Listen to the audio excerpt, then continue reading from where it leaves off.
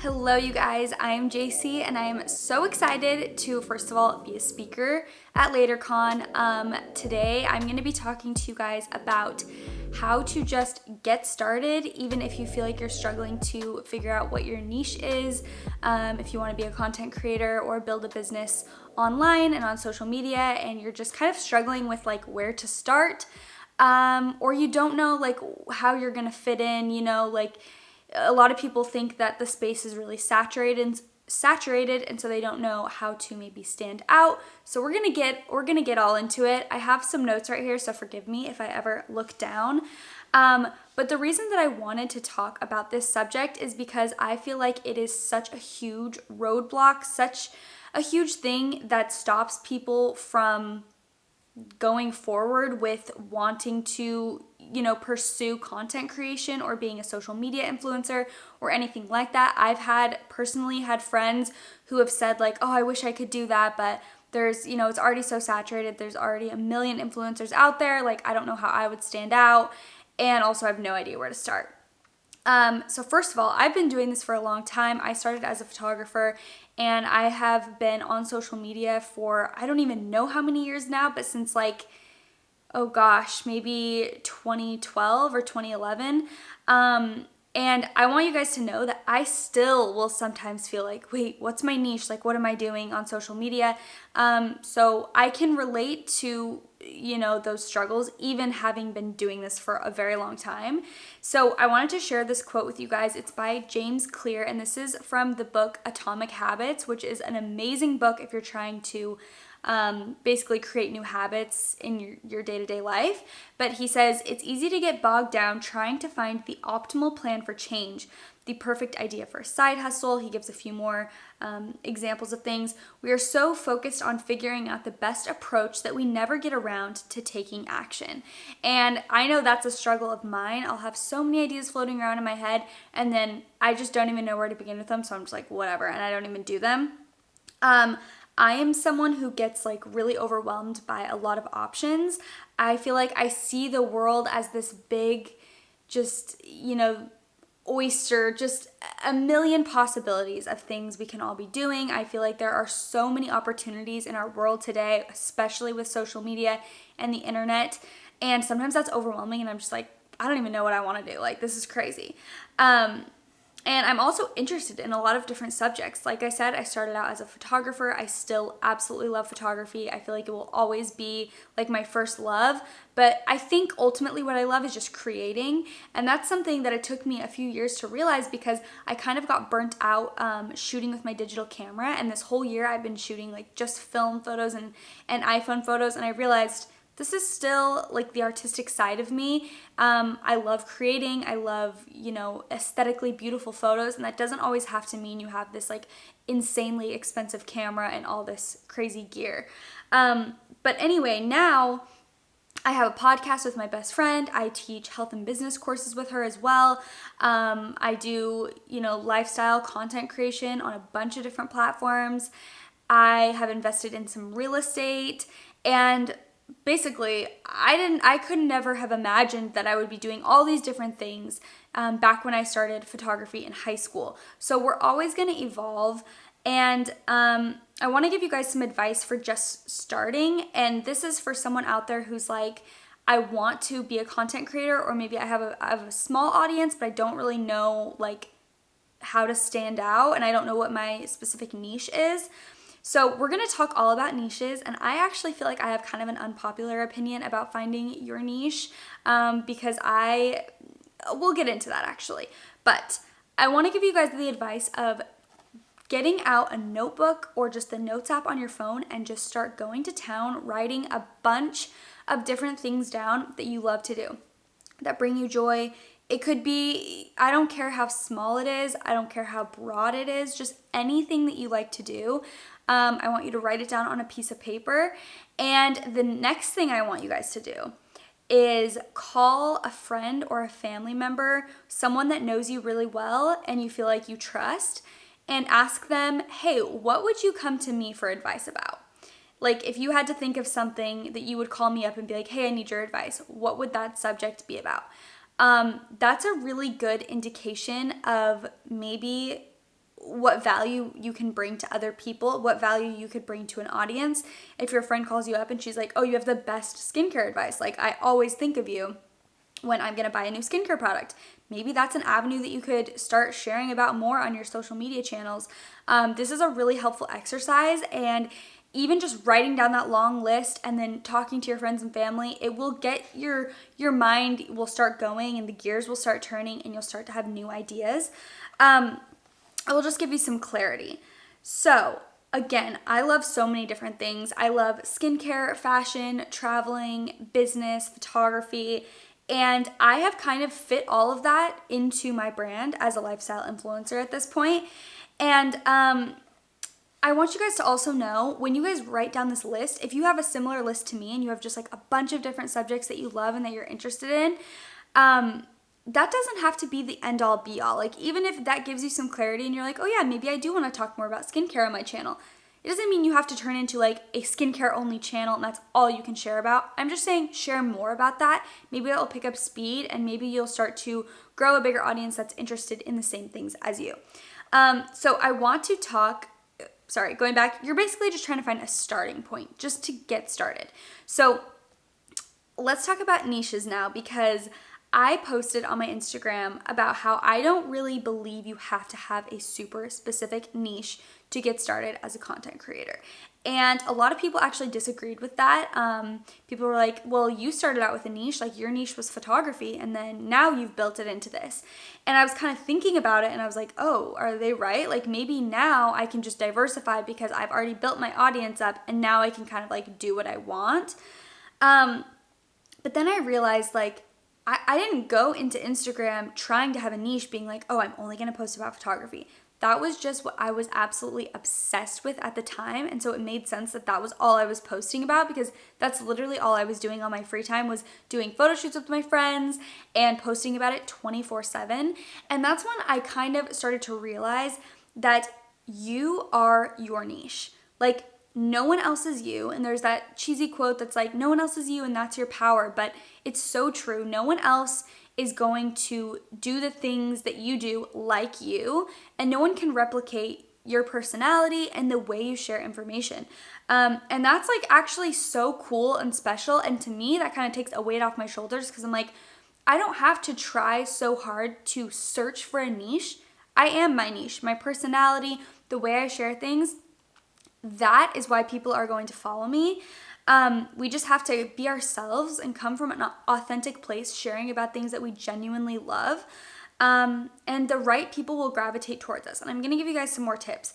But I actually asked my audience recently, while I was preparing this little lesson, I asked, hey, what do you guys consider to be my niche? Like, what do you come to my Instagram for?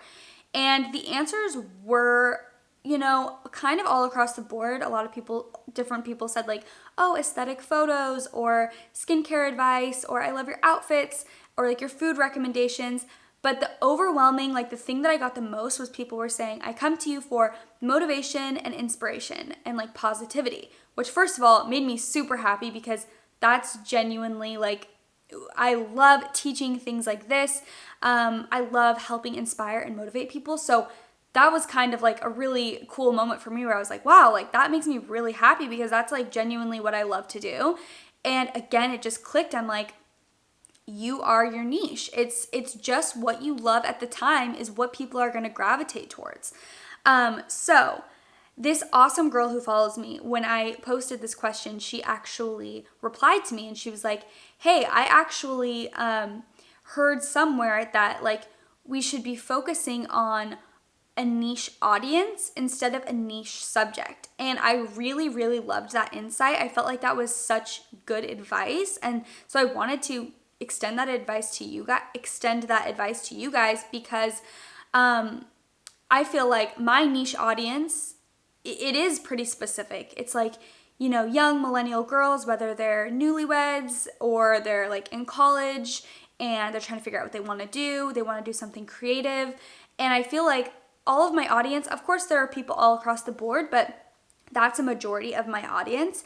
And it becomes much easier to share information when you are focused on who you're sharing it to, and not necessarily like what you're sharing, if that makes sense. So with my podcast, for example, me and my co-host, who's also my best friend, we always talk about how we just want to share stuff that we would want to hear. We're like, we obviously are trying to build an audience that's like-minded, or that's, that gets us and likes the same things we like. And so when we go into preparing episodes and we're thinking about what subjects and like what guests, we're like, who do we want to hear from? Who would we be super interested to talk to? What stories do we think would be fun to hear if we were listening to a podcast? And I think that's such a good way to go into what you want to share, because you don't want to be catering all your content to a specific niche audience that you don't really relate to. You want to kind of think like, what would I want my favorite influencer to share, and share more of that.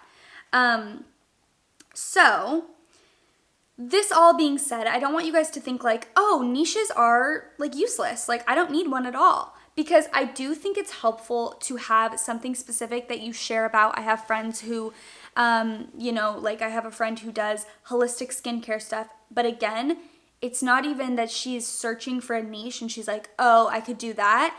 It's that she is so in love with clean beauty and spreading awareness about like toxic chemicals in beauty products. And she loves to research it. She is a registered nurse. So it all kind of comes together as just something that she absolutely loves.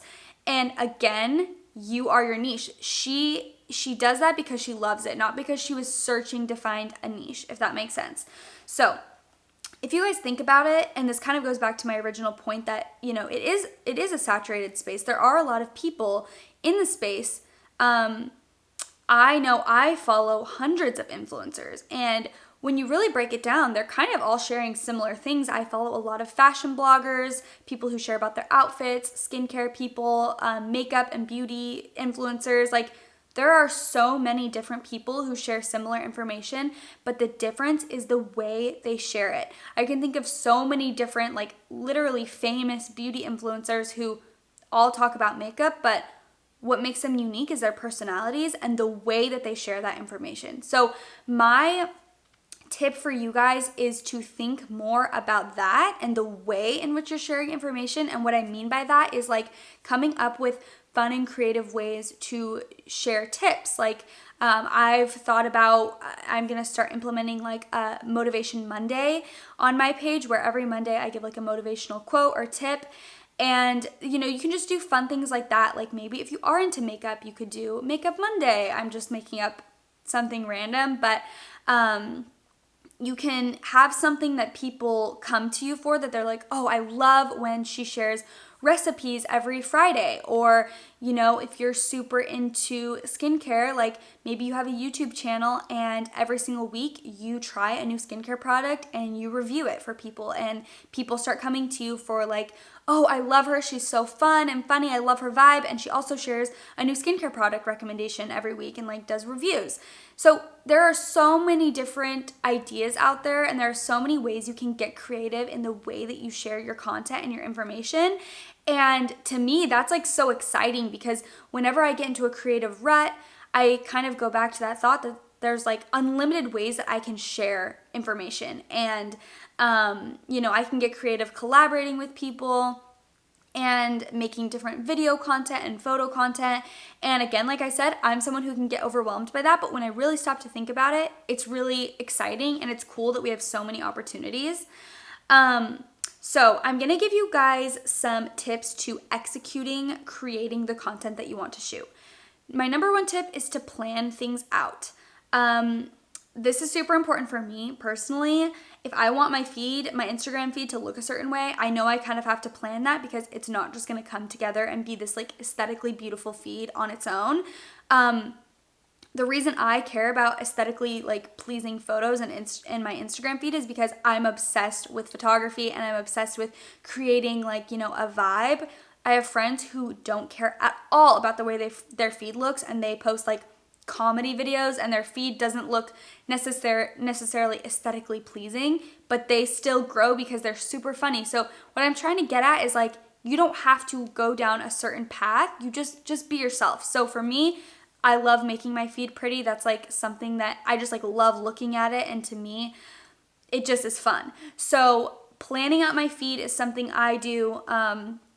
If that's not important to you, if you're on YouTube or whatever else, like planning out your YouTube videos, like getting a list of ideas and saying, okay, on Mondays I'm gonna film, and then I want to have those videos up by, every Wednesday or whatever it is. Planning things helps you execute. If you don't plan anything, it's hard to get things done because you don't have any like systems in place to actually execute things. So another thing that I love to do is gather inspiration. I do this via Pinterest. I will find a bunch of really beautiful photos and just kind of create a mood board or just screenshot a bunch and kind of like get a vibe going, and then be like, okay, this is kind of the vibe that I'm going for. I'm definitely not like copying the photos exactly, but it helps me find a direction and it gets me excited to shoot photos. So that's something also that I do. I also will like plan out my outfits, and sometimes I'll even go location scouting, and so that everything is kind of planned out. And again, that's just for me and my personality. I like to have things planned. It's just how you work best. Having a content calendar is super helpful, especially because there are so many different apps and things like you can be posting. There's no limit to the amount of content you can make. We have TikTok, podcasting, YouTube, Instagram, Twitter. I don't even know. I'm like, what else am I leaving out? And now Instagram has IGTV and Instagram Reels now. So it's like, instead of getting overwhelmed and just being like, oh my gosh, there's way too much, I cannot do it, just start writing stuff down, start planning, and you can start, if you start planning out your content and having a content calendar, which I just use Google Calendar and I color code stuff. Like, okay, this day I'm vlogging, this day the vlog goes up on YouTube, these are the days I'm posting on Instagram, and I have this Instagram Reels that I'm filming this day, it'll go up this day. Like, I have things really planned out, otherwise I feel like it's hard to execute it, especially when this is a full-time job. So the last thing I wanted to say, after I just bombarded you with all the information saying there's so many different platforms, sometimes less is more. And I always believe in quality over quantity. Yes, consistency is definitely important, and I think you should be consistent so that your audience can rely on you. But that being said, you can totally take the weekends off sometimes. Take a few days off social media. You don't need to be posting all day, every day. And that's something that I've like recently come to the conclusion. I'm like, oh, I don't need to be like on here literally all day, every day. If I have content planned, I can roll it out and I can just, casually post day-to-day Instagram stories and other stuff, but I don't have to be completely like controlled by these apps. Sometimes truly less is more. I would rather release one YouTube video a week that is really good and that I'm really proud of than try and release 3 a week, or even if you're starting out, 1 a month instead of 4 a month. If you're like, I really just want to make one really awesome video, I always feel like quality over quantity, always. And just pick a few things that are commitments to you that you're like, I really want to focus on Instagram, TikTok, and YouTube. That's it. Like, that's what I'm really focused on right now. And, we can only do so much. So you really do have to kind of niche down on what specific channels you're focusing on. I just want to end with giving you guys a little bit of motivation and saying, just get started. I know that sounds I know that sounds hard. No, I know that sounds easier said than done. I'm like, oh, just get started. And it's like, okay, well, I would if it was that easy. But I always say motivation comes from action. So if you are sitting around all day and you're like, oh, I want to get started, but I just don't know where to go, and you're making excuses, you're never going to get started, number one. And all of these dreams and these exciting things that you have in your head aren't going to come true. They're not going to come to fruition if you are not taking action. And a lot of times when we just get up and we just take action and we start writing down this list and calling our friends and saying, hey, what do you think I'm good at? That's when the wheels start turning and you will pivot. I've made so many different pivots in my brand. I would, again, like I said, never have guessed that it would be at this point and I would be doing what I'm doing now. But you just live and you learn and you go on different routes and it teaches you lessons. So that is gonna be it for my lesson today. I hope you guys loved it. You guys can follow me at Jaci Marie Smith on basically all my platforms, and my podcast is called What We Said. But thank you guys so much for watching, and I will see you later. Goodbye.